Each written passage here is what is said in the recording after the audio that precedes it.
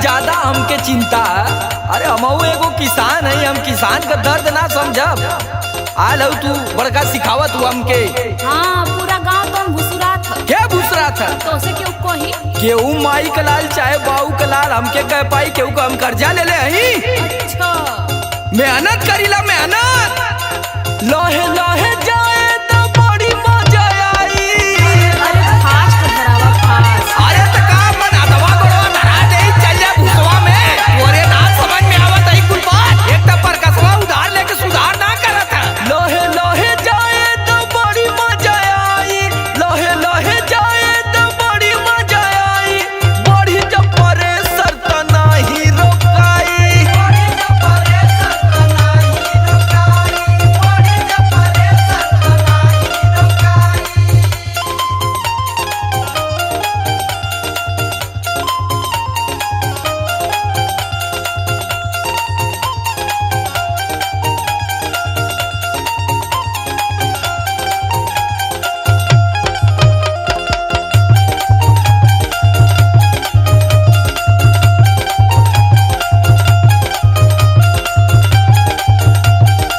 हाँ, तो पूरा गांव में बिगाड़ करा देला तू दवरी करे। हाँ, तोरे मित्रता में शत्रुता पैदा होती है, हम देखा था।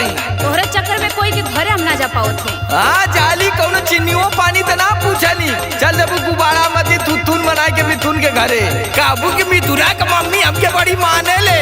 सिलवा फूल मतिया रोजे दी है ओ रहनवा, तू तो रहबा बहरा हमा सोनब सजनवा।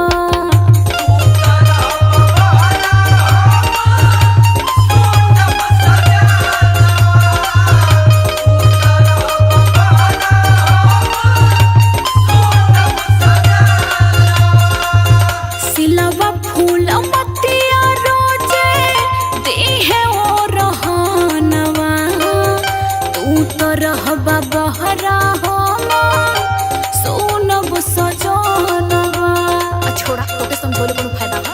घंटा में बेसी खिची हमरो मजा आए।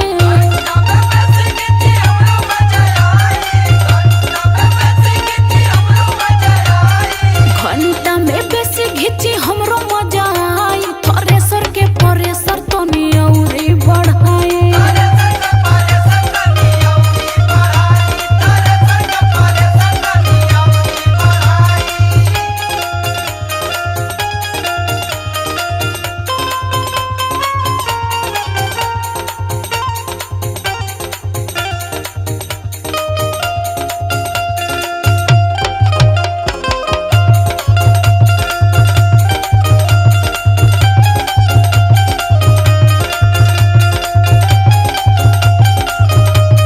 तनी गांवपुर में व्यवहार बना के न रहल जाला, तबे न काम करबा।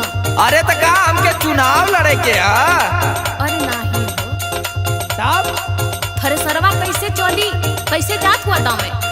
अरे हम बिजनेस मैन नहीं, हम अगर लगी चली व्यवहार बनाओ तो एडीआर मत हमरो थ्रेसर और ट्रैक्टर कुल बिक जाई तुरंत। तोहरा